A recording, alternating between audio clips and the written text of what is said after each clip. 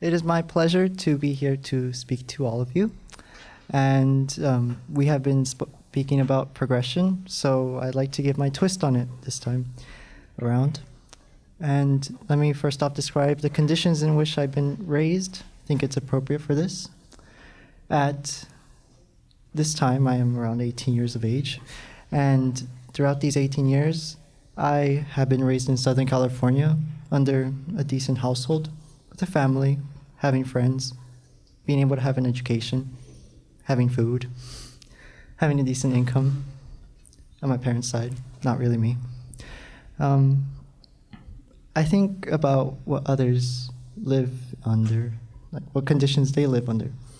If I were to say be born somewhere else where as a child I were raised to become a soldier, or perhaps be sold into like human trafficking, or on the other side of that spectrum, if I were born to be the inheritor of great power, become the next in line as a ruler, or just be the inheritor of great wealth, I wonder to myself, on either extreme, where would I complain?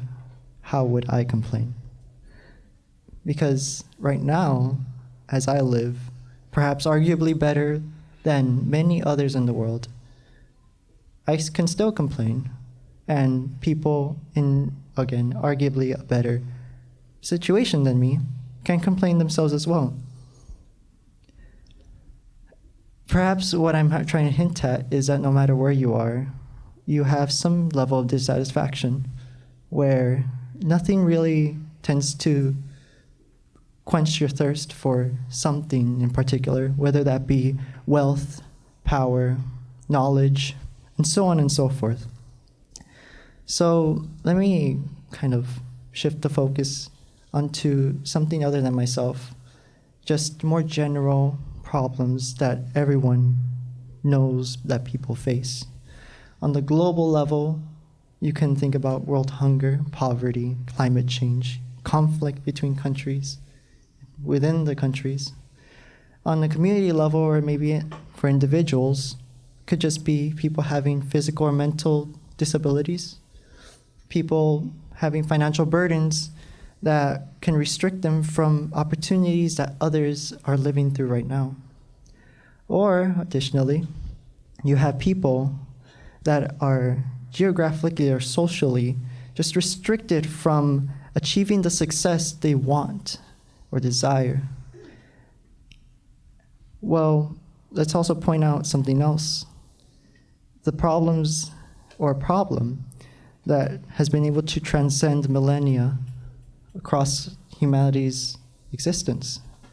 This happens to be the questions of life. What is the meaning of life? What is our function? What purpose are we here? What destination should we look out for?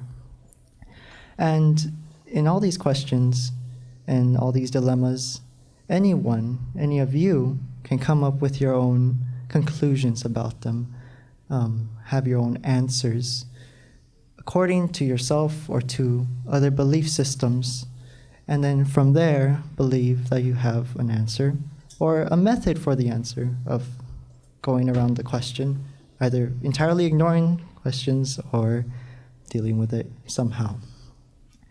Well, let me propose something. Let me just raise some kind of thought.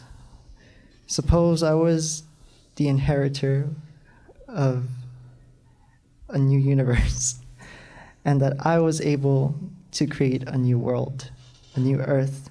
I'm kind of lazy, so I'm going to ignore the other stars and planets and galaxies. But I mean, you still have the sun. But here I have my utopia. And in there, the world isn't so much different. You still have the suffering that everyone has today. I imagine a world without suffering would be really bland, mundane, boring. If anyone, or rather, if everyone was just bright and happy and positive, it could be pretty scary. I mean, I myself have had friends who have said, you know what, I've never really been depressed. I'm just going with the flow and I'm happy, and they just give me a good smile. But it scares me.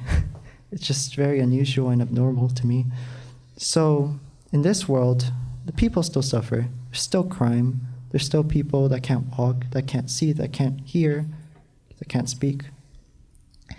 There's still people who are corrupt in their minds and choose to do whatever they want for their own gain.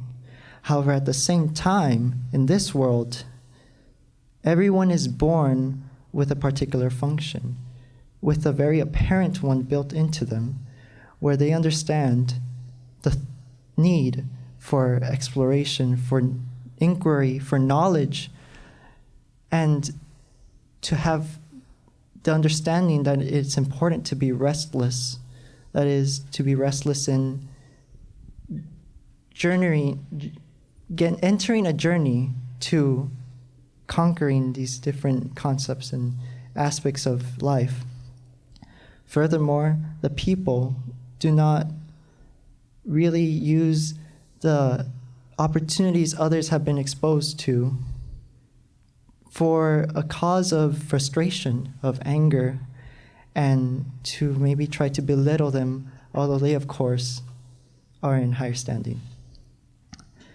And therefore, as leaving out all this conflict within a person of not being able to have what another person has, they know that they can do something else. They can say, well, I may not have what the other person has, but I am my own person myself, and I have my own mission to try something else, to gain knowledge in another form, to explore somewhere else, to develop something that can be a benefit for others, whether that be exploring outside the world, although in my universe there's not really any other stars other than the sun and no planets really, because I didn't really care. But anyway, aside from that, the people there in this utopia understand that they got to care for their place. They can't just like leave it to rot and not care about it. So that's a lot better than just throwing trash around and letting whatever developments and technologies that they have ruin whatever they have been born into. So in my utopia, the people there have perhaps been built with a function to progress, to understand others as perhaps a friend and hold dear to them the inherent possession of qualities that make them human, that is, the thirst for this and that, what have you. And although they understand that while these thirsts may never be quenched, they are still satisfied with their existence to some extent or another. Thank you.